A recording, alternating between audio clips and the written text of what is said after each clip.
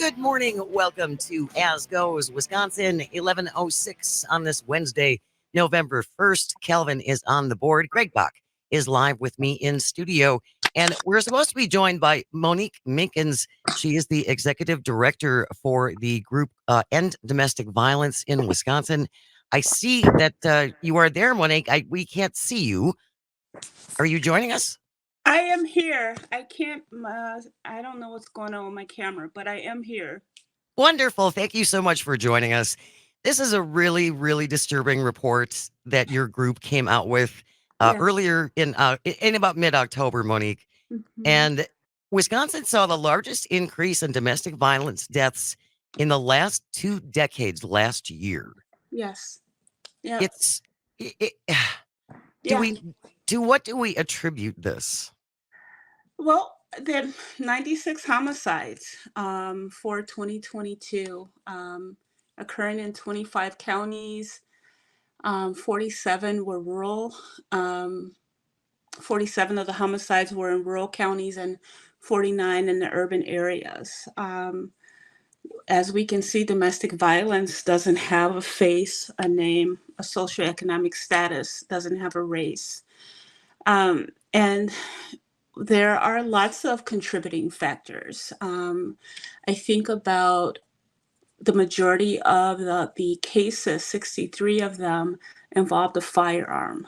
And so there is a need for common sense gun laws to support people that have expressed a desire to harm people, or that have harmed people in the past, or expressed a desire to harm themselves, because there were homicides, suicides that happened among these 96 homicides as well. So And you're so talking murder suicides. murder, suicide, yes, Yeah. excuse me, yes.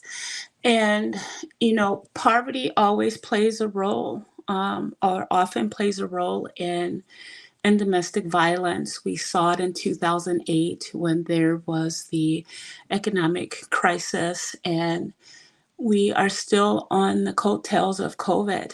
And so it's not unusual that we are seeing these numbers during the pandemic. When the pandemic was strong, like in 2020, it was domestic violence was considered the silent pandemic, and people are still trying to get on their feet. There's lots of inflation, and so there are quite a few factors that are contributing. Monique Minkins is our guest. She's the executive director for End Domestic Violence Wisconsin. They came out with a report last month. Wisconsin tragically setting a record for domestic violence deaths. And I guess I was a little bit surprised, Monique, that the numbers are almost evenly divided between rural and urban areas. And Yes. I would imagine that for rural areas, a big part of the problem is the lack of available services. Most definitely. There are considerable barriers in rural areas. The proximity to services, whether someone can get to that service, the lack of stable internet connection, even, can have an impact. Lots of guns in rural areas. People do a lot of hunting. And so yeah, it was their barriers, and yes, it is evenly split, um, and not surprising.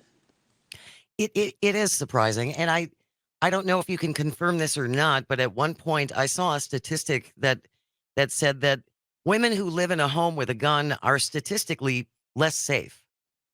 Most definitely. Here's the thing about domestic violence. It can happen to anyone, right? And so it does make you unsafe. Everyone, unless everyone's unsafe when there's a gun in the house.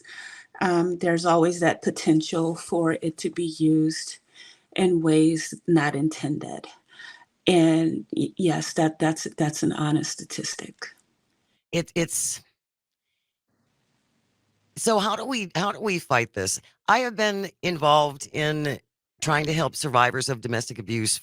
For I volunteered 30 years ago Mm-hmm. at with what was then the Sojourner Peace House, Oh, yes, and which is a wonderful group. And unfortunately, and we had Carmen on it, Carmen Petrie, the executive director of the Sojourner Family Peace House now, yes. and it things aren't getting better. They're just not. After all of this time, it's very disheartening that these Mhm. numbers aren't getting any better. And I do want to acknowledge as well that men can be victims of domestic violence too. Yes, This is not just women, but predominantly the victims are female. yes, disproportionately female, yes. Um,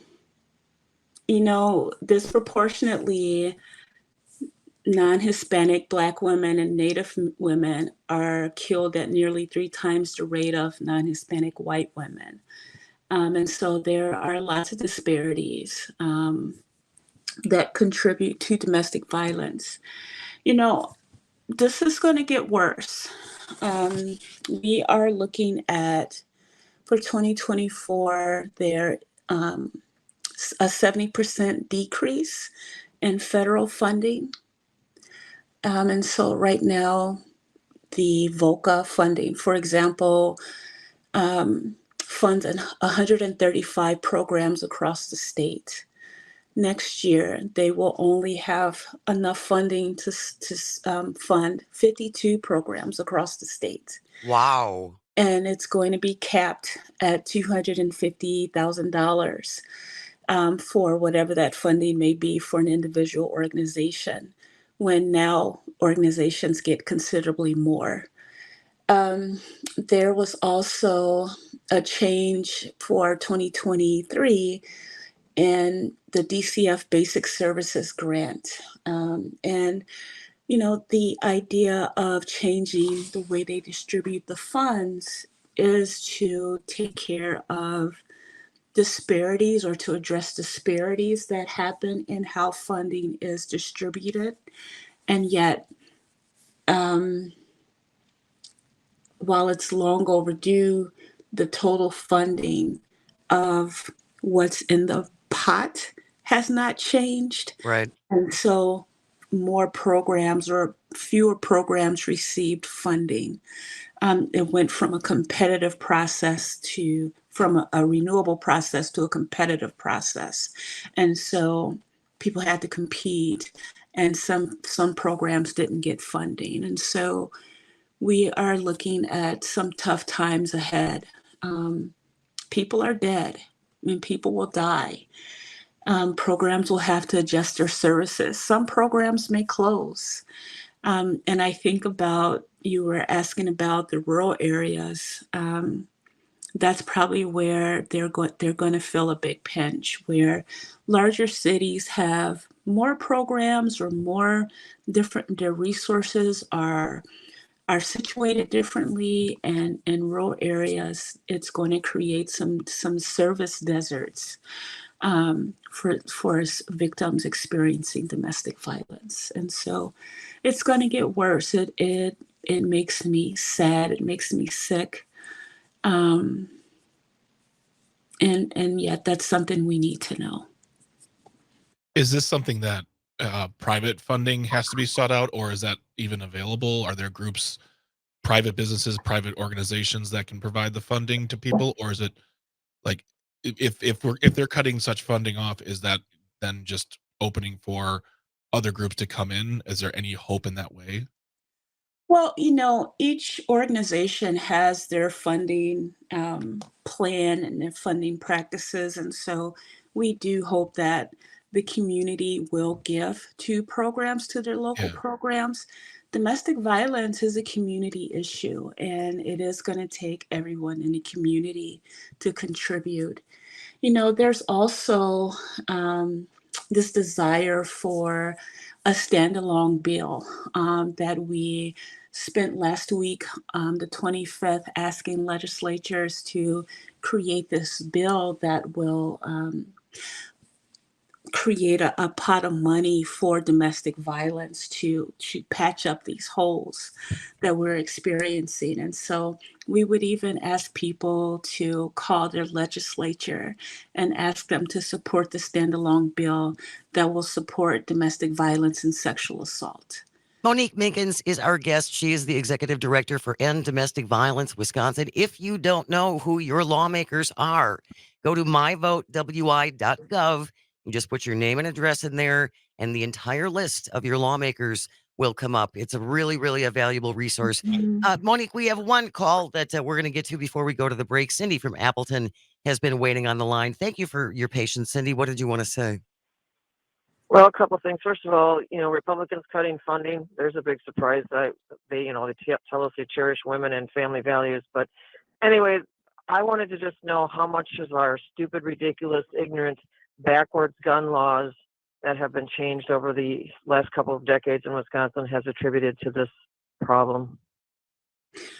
I don't have statistics about relating to how the recent changes have influenced, and yet what I can say is of the 96 cases that or homicides, 63 did involve a firearm. And once again, there's that call for those common sense laws where we have seen in so many ways how the role domestic violence plays in mass shootings as well. And so there are lots of cases where a mass shooter has a connection to domestic violence or is in some way connected to law enforcement and commits a mass shooting. And Monique, we're gonna have to put you on hold for a second. We're coming up against the break. Cindy, thank you so much for your call. If you have a question for Monique, 844-967-2789. We'll continue this conversation on the other side of the break. Stay with us. You're listening to As Goes Wisconsin on the Civic Media Radio Network. Good morning. Welcome back to As Goes Wisconsin. Jane McNair in for Kristen Bry, Calvin on the board, Greg Bach with me in studio, and joining us on StreamYard. She is the executive director for End Domestic Abuse Wisconsin, Monique Minkins, talking about their report that came out in about mid-October with some really disturbing numbers about the increase of domestic violence cases in Wisconsin, setting a new record last year. Monique, you said, 96 homicides, and the vast 96, and the vast majority were committed with a firearm. Yes, 63 of them were committed with a firearm. Yes. Now, and as I was looking at some of the other things in your article, we were talking about the lack of help, particularly in rural areas. It can, for people who don't believe they know someone who has been in a violent relationship, having a safe place to go, especially if you have children, is one of the reasons why it can take so long to leave, right? It's like, well, why didn't you just leave? Why didn't you leave after he hit you the first time? Yeah. It's not that easy. It's not easy.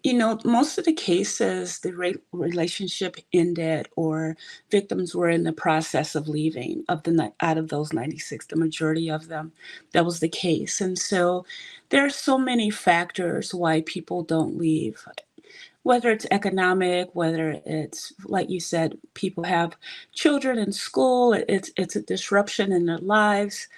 Lots of homes are two family incomes, or that one person, the harm doer, is the person who is also the breadwinner. There are so many factors. Domestic violence it's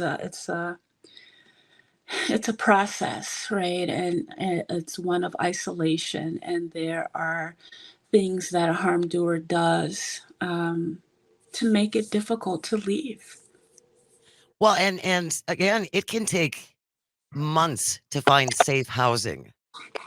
Months and months and months. And as you pointed out as well, leaving a violent situation can often be the trigger for another violent confrontation. Yeah, that is common. Like I said, the majority of the cases that is what was happening. If domestic violence is about power and control, that person is the harm doer is trying to regain control, and that person has defied them, and so they pay. Yeah, it's not uncommon at all. Um, Monique, do we know for the people who are causing the harm? I imagine that in many instances they were raised in that kind of environment, so that's what they grew up thinking is an example of a normal relationship. you know, that is that there are statistics that show that individuals who do harm have witnessed domestic violence in their childhoods. Um, and so yes, that is one of the factors. Um, and there are, once again, there are the economic factors as well. Sure. And so perhaps that person did not witness domestic violence, and that is how they choose to express their frustration, to the economic situation. I was thinking about you talking about people needing safe housing. It is safe, affordable housing, and the affordable is really tough. It's really hard to rent. And there are just lots of barriers. I leave. I'm taking a vow of poverty. I don't know where I'm going to land. I don't know if I can afford to rent an apartment. That requires me to my salary to be three times the rent. Right. Um, there are many barriers out there. Monique, for people who are listening, and this Mhm. is for the victims and also for the harm doers, where can they go if they want to get help? If you go to our website, and in domestic abuse, it's endabusewI.org. There is a Get Help tab, and it will tell you all of the DV programs in the state, and you will be able to find one in your area. And give us that website one more time, Monique. EndabusewI.org. We will And get that. Go ahead. oh, and on the website, there is a Get Help tab. It's across the top, on the far right, and you click there, and it will give you the programs in the state. All right, wonderful. Real quickly, we're going to take Matt from Madison, who's on the line. Matt, we just got a couple of minutes before the break. What did you want to say? Hey guys, thanks for what you do. About funding, I just wanted to remind people that this online shopping to your door culture we have now gives nothing to state taxes as far as revenue. Amazon gives nothing to state taxes. So when you think about funding and where you put your dollars in a capitalist system, look at your values. Look at what you want in a community. Amazon does nothing for that. So that's my 2 cents. Thanks. All right, Matt. Appreciate it. 844-967-2789. 844-967-2789. Just about ready to wrap this up. Monique Minkins is the executive director of Domestic Abuse Wisconsin. We will have all of the links and everything in the show notes once the show is over. It takes us about an hour to get all the podcasts posted, but you can always find them at civicmedia.us. And I'm even going to the information to find your representatives as well today. it's so important, Yes. as you said, Monique. If people are listening and they're disturbed by the lack of funding that our lawmakers are directing at domestic violence prevention programs, you need to call them. And as we've learned, it actually does make a difference. It can make a difference. It can actually make a difference if our lawmakers hear from enough of their constituents. Yeah. So Yeah. it's myvotewi.gov, myvotewi.gov. You go to that website, you enter your name and your address, and that will bring up the names and phone numbers of all the elected officials who represent you. It's really, really important. Anything else that we can do, Monique? Anything else people can do? I would say if you see something, report something, if someone comes to you, listen to them and believe them and be supportive to them. Maybe they want, follow their lead and they will tell you what they want to do. Lots of times they need a listener. And yet, if they're talking to you, you're probably the first person that they've ever talked to. And so please listen.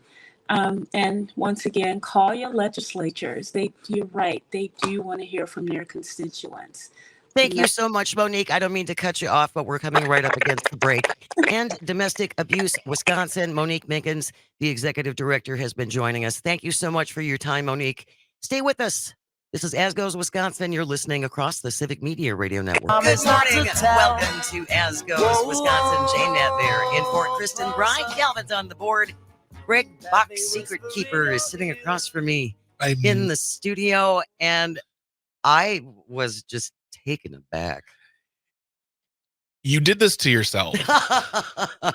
You've built this up to be some sort of thing. First of all, I'm not a secret keeper. I'll tell anyone who wants to listen. Well, we're gonna have to spill it now. Why don't you tell them? And I want you to do it in the fluffiest, most radio-esque way you can. Just do we have is there like a sound? Like, do we have a drum roll? I don't know. Just whatever. What is it? He likes to clean refrigerators. What a letdown. Who likes to clean refrigerators? This guy. 844-967-2789.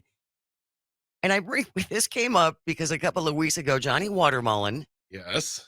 one of our friends and colleagues here at Civic Media, Absolutely amazing human being. he is a wonderful human being, took it upon himself to clean out the station fridge, which really, really Did he needed clean it or did he straighten it up? No, he cleaned it. Okay. All right. He wiped it out. He got rid of science projects that had probably been in there for 7 months. And the day that I noticed that Johnny had cleaned it, and I think you were there and you were like, oh, I love cleaning refrigerators. I do. Like, and not just what Johnny did. I'm not saying what Johnny did wasn't great. Well, you go a step further. I bring out the garden pad and get down there and like hot water and toothpicks and Q-tips and get all up in the cracks and crevices, nooks and crannies, and take out. If it's a big job, don't look at me like that, Calvin. I see your face. Just because it's your birthday this week doesn't mean you get to judge me with your quarter century eyes. You got to get in there. You got to clean it, or else things start to smell. But if it's a job where you have to pull out all the food. First of all, you got to. Yes, you do. Part of the fun, if it's not like a rancid one that's like in a Science garage. project. Okay. If it's just one at your house, you got to clean out the fridge just to get rid of the food. You got to dump all the food. Now that's not good. We shouldn't be wasting food, but I can only do so much. True. So, you go through the first thing you do, you dump all the food that needs to be dumped, and you take all the food out, and then you take out all of the shelves. Gotta run them under hot water. Don't worry, they're tempered glass. So if you run them under hot water, they're not going to crack. Okay, good to know. Then you got to wash those out. But then you got, if you can, take out the brackets that hold the shelving pieces, because those could be nasty too. And when did the Q-tips and the toothbrush get involved? When everything is out and you open the door and you spray it down with some, a nice non-toxic cleaner. Okay. And you just let it sit, and then you get in there and just like you're writing a letter. You just get in there like writing cursive. How long does it take you to clean out your refrigerator, and how many times a year do you do this? I try to clean out our refrigerator once a year. It's a kind of spring cleaning type of thing. Okay. But I have cleaned other people's refrigerators. You have gone over to friends' homes. Yeah. And done this service for them. Yeah. I mean, just a couple times. Not like something don't look at him. Look at me, Jane. I'm the Maytag man right now. We had a comment from earlier when Kristen was on and we were talking about the story. You've got to be kidding me story. And Michael Hetpus said, today has been the best day for facial reactions on the live stream. And I think that can apply to this segment as well. I have no shame in what I do, and I have no qualms about doing it. I at the end of the day, I mean, think about it. Like, have you just ever just straightened up a refrigerator and it feels good? No, What? I mean, I do it, Yeah. but it's not something that's like, I can't wait to go home and clean out my fridge. It just is not. Maybe I'm the odd one out. Maybe you have much company with enjoying the cleaning of the fridge. I mean, Eight- 844-967-2789. Don't leave me hanging, people. 844-96-party. If it's also something you like to do, or if there's something akin to this that you like to do, we want to know. let us know. Text, call, send us a comment on the live stream. Here's the thing is, I do not feel shame for what I do. I'm not saying you should be shamed. But I feel like you dedicating a whole segment of our show is meant to embarrass me. Oh, I just find it amazing that something that most people view as a really not terribly pleasant chore Yeah, is something that you're like, yeah, I'll do it. I'll come over to your house and do it. absolutely. You could do this as a side hustle. Oh, I would totally do this, but I just don't think there's the market. Plus, I don't have enough time. There might be a market. I mean, there probably is a market. I mean, I could definitely do that, but you know, how much do I charge? What's my logo going to look like? Do I wear overalls? Do I try to get like the heavy duty toothpicks that you get? You know, I mean, like so many things. I mean, honestly, what I should do is I should do this and put it on TikTok, because there are fewer things I love watching more than the pool guy, who's a British pool cleaner who has great videos. And then there's also the carpet clean. I think it's mountain rug carpet cleaning or something like that. But yeah, they just clean carpets in their big facility. It's amazing to watch. And then when you get on the YouTube and you watch the longer version, come on. I'm getting chills. I can feel your sarcasm. Is Greg alone? Apparently. Do you like to clean out your fridge? If it's not the fridge, what makes you happy? What makes you happy when I can't wait to go home and clean this thing? What is your thing? 844-967-2789.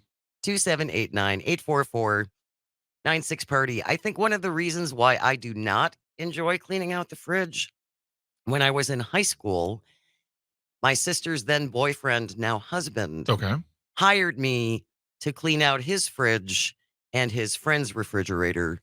They were in the same apartment building. Yeah. They were both longtime bachelors. Okay. That was the most terrifying experience almost of my life. Would you rather stay in the bat house? Oh boy. Ooh. No. I was gonna say I'll take the disgusting refrigerators, but they were bad. Sometimes really, really, really bad. That's what makes it even better sometimes. You have more of a feeling of accomplishment. Exactly. You like that gleaming look of the inside of the refrigerator. I mean, come on, replace the bulb. Calvin, is Greg a mutant? What are you? Or am I overreacting? He's definitely alone amongst the three of us. I can't say I like cleaning much, but the refrigerator definitely would have to be low on that list.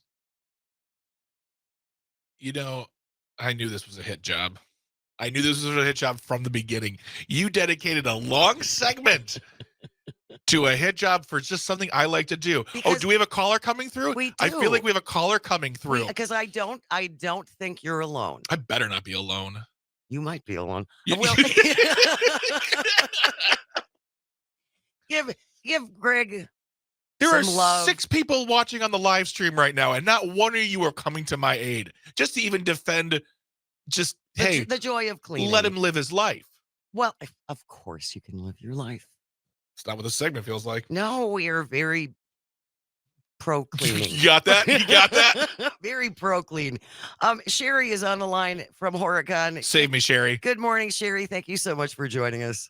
Oh, good morning. I love your show. Thank you. I love civic media. I listen all day long.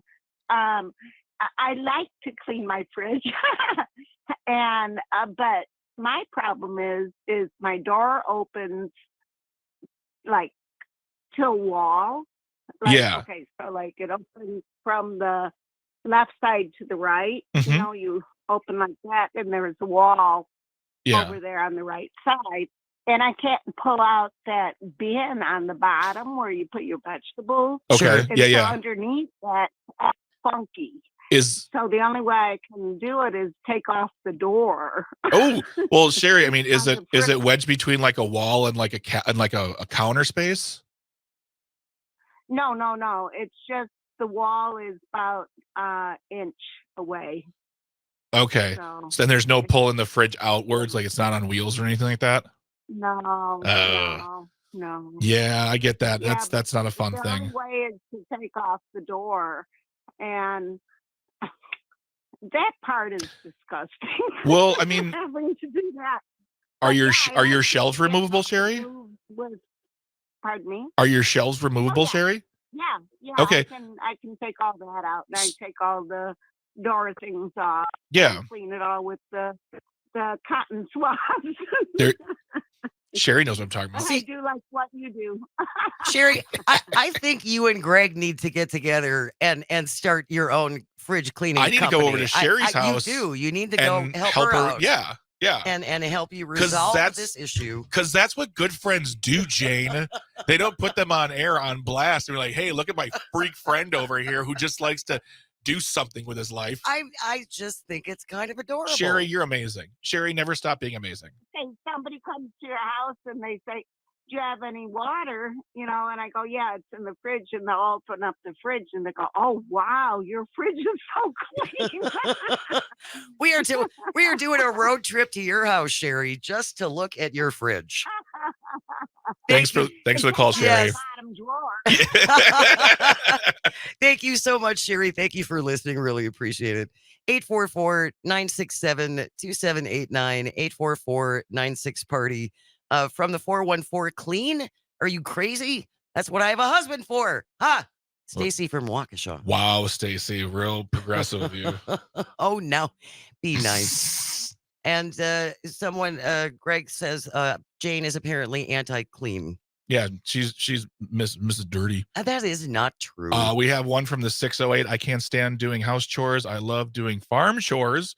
My other half laughs at me when I'm out in crazy weather tending to my chickens, always redoing their coop, always creating projects. But when I got to do the dishes, man, that can stack up pretty high. Ha.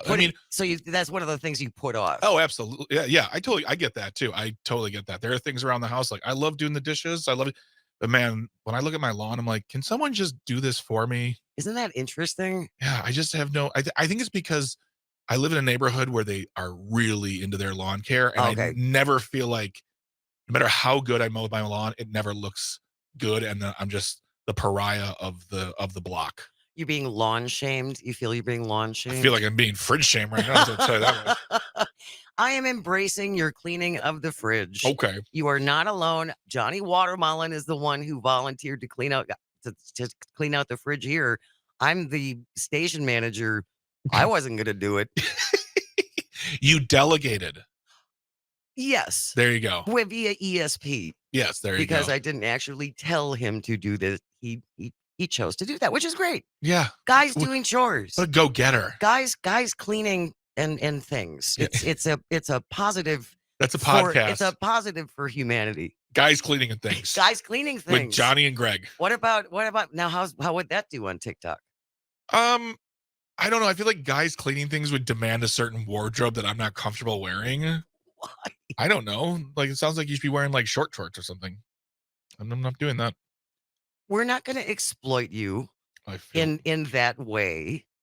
I think it's more about your Q-tip action and phrasing, Jane. Okay, phrasing.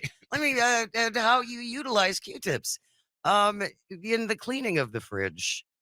That the way you're saying it just sounds like one big double entendre now. Just the way you take your Q-tip and clean the fridge so carefully, delicately in the crevices. Oh, God.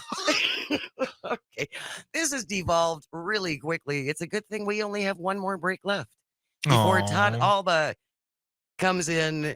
Stay with us. The Todd Father. We will be back right after this. You're listening to As Goes Wisconsin on the Civic Media Radio Network. Good morning. Welcome to As Goes Wisconsin. Jane Matnair in for Kristen Bry. Calvin on the board. Greg Bach with me in studio, and you can always check in. You can call and or text at 844-967-2789, 844-96-PARTY. We're getting ready to laugh at the Laughing Tap. What's Yes. going on at the tap? Well, actually, we have a bunch of shows happening. Do you? So tomorrow night, Daniel Van Kirk, who is one of the hosts of Dumbtown podcast, our Dumbtown podcast, he will be at the Laughing Tap tomorrow night. One show, 7:30. Tickets are going fast. I would, if you like him or check him out online. But his tickets are available right now, laughingtap.com. And then this weekend, we have Nate Apshire coming through again. He's returning, doing 3 shows, 1 on Friday, 2 on Saturday. And he's also available. Those are also available at laughingtap.com. Nate's a great guy. He's a Midwestern comic, lives right in Minnesota. Oh, In does fact, he? oh yeah. In fact, yeah, we have a clip of him that we can play of him doing a bit about living in Minnesota. Kelvin. I live in Minnesota, though. I travel a lot, and it's weird when you travel away from Minnesota and people hear that that's where you're from. They always say the same thing. Even if they're just one state south, they always go, Minnesota? But isn't it cold up there? Like, yeah, but we still live in houses and like...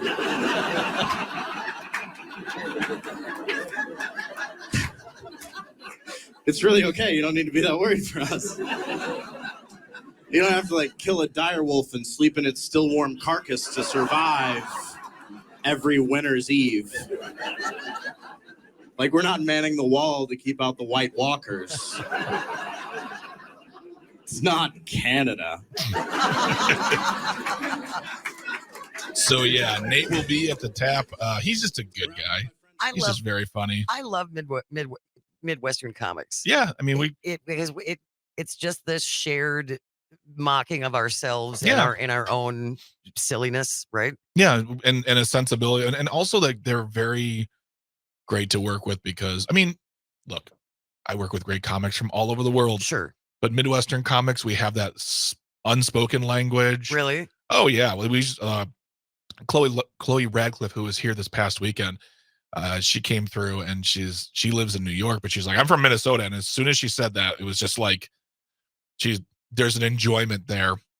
And Nate is great too. Nate actually he's a joke about being born in Louisiana, I believe, or Mississippi, but he moved to Minnesota. So he's a Midwestern boy now. Sure. But yeah, it's gonna be great. So like I said, 3 shows, 1 Friday, 2 Saturday, tickets available, laughingtap.com. And then if you do want to see Daniel Van Kirk one night only, that is tomorrow night. Don't wait. Do not wait. Tickets are already a low ticket for that one.